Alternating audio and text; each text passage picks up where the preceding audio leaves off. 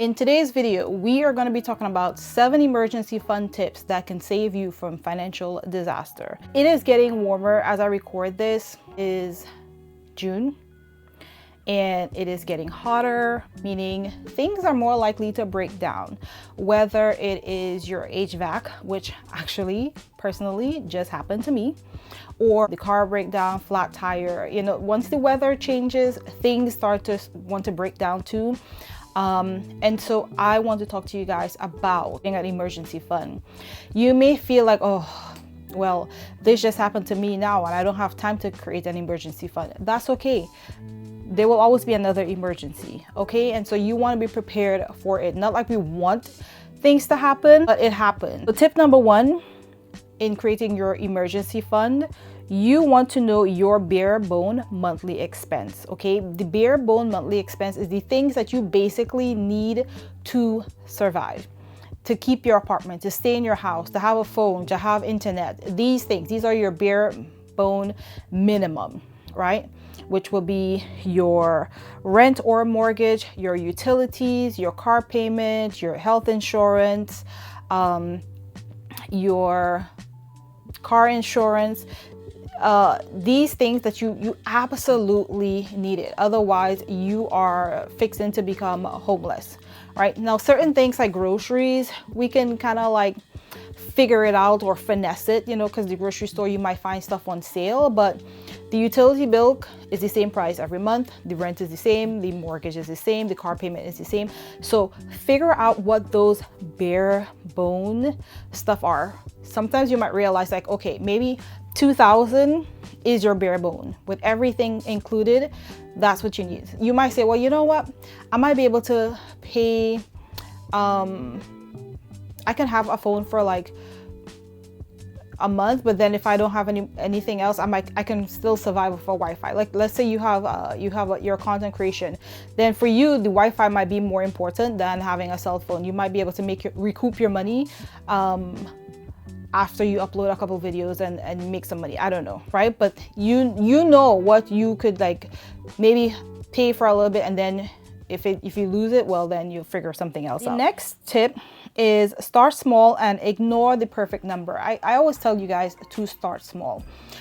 $10, $5. Please start an emergency fund. In this day and age, this is not time to joke. This is not time to be like, oh, whatever, or to be all pessimistic about things, because things are just not doing what it's supposed to do right now, okay?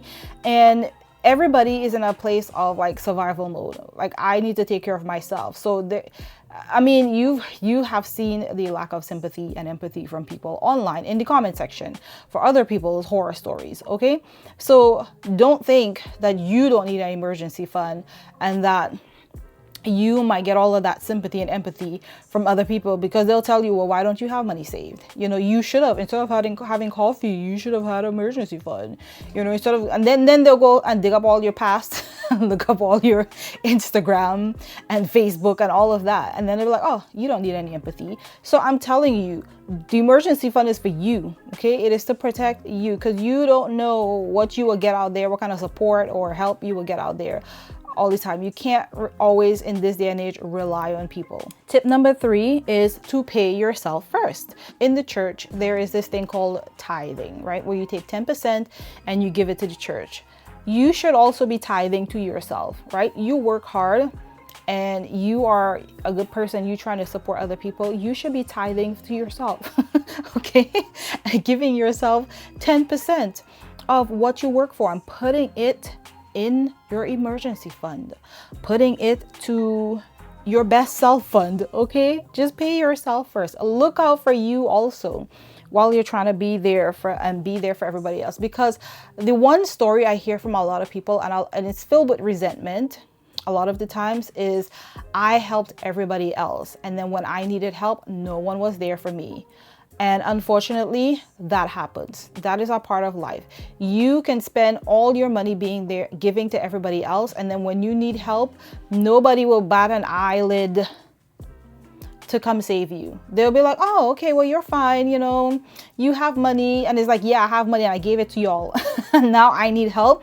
they won't help you. They'll go look for the most desperate person who they can probably get some praise and some validation from, and can get some hype off of that person's shortcomings, and they'll leave you there. You're not that desperate enough. You're not begging enough. You're not too bad looking enough for me to help you and to get something out of it in return. So pay yourself first. Keep your emergency fund separate from your regular account. Okay, so your regular account, that's where your money comes in. Sometimes you can have if your job does, like, you can have separate accounts and you can just give them the account numbers.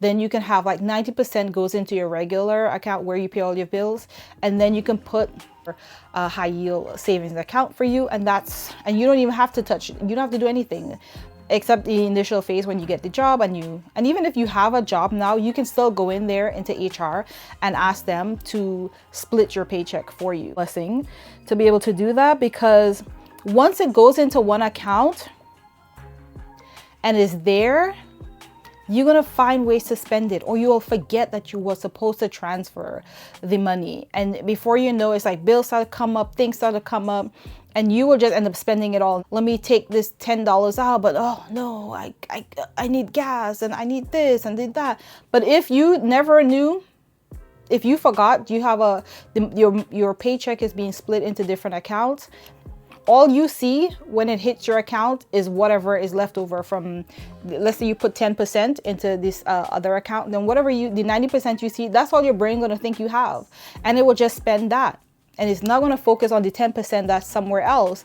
And you shouldn't either, okay? Unless you just want to check to make sure the money hit that account.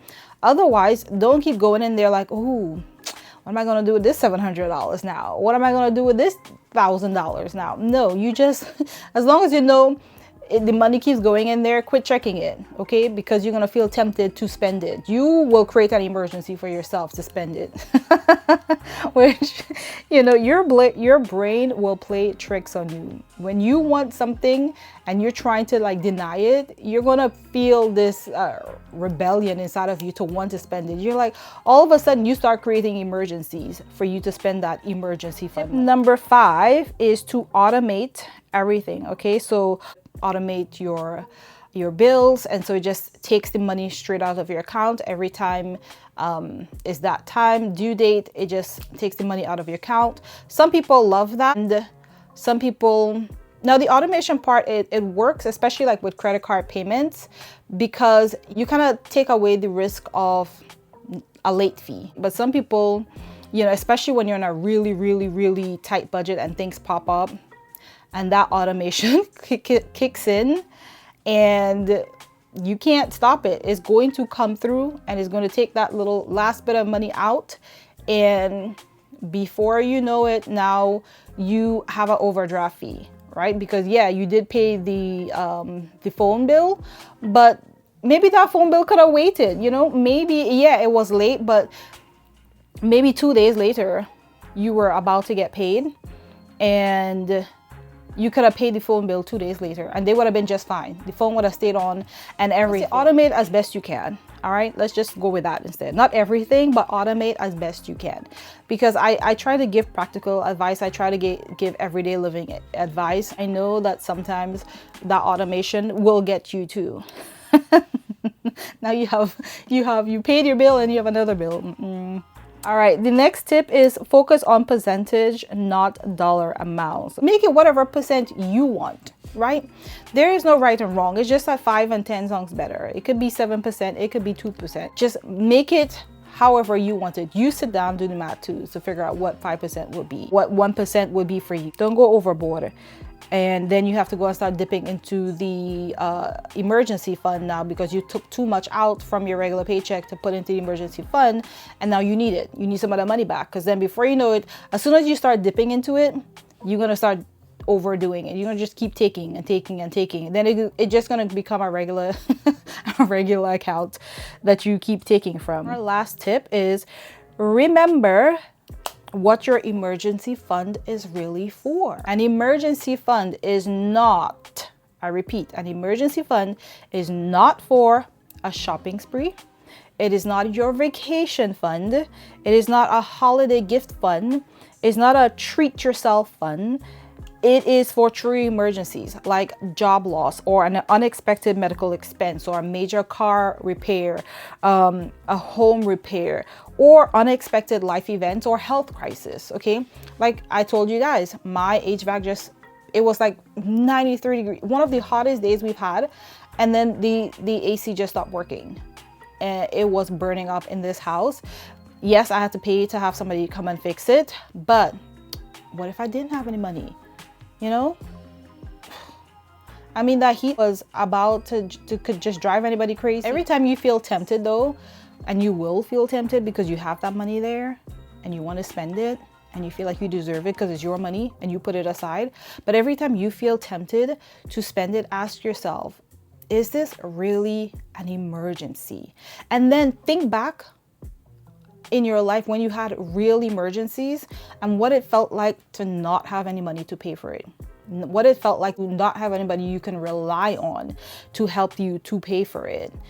And then you will feel that gut feeling, that uncomfortable gut feeling, and that will motivate you to keep the money in your account, okay? So anytime you feel tempted to spend, think about what it felt like to be in a real emergency and feel stranded, all right? And you will feel so proud of just letting that little bit of money pile up and save up, able to do what is for, to be there for you in an emergency, because you just don't know when it would happen, okay? So that's what I have for you guys. I hope that helps. Thank you so much for watching. Bye.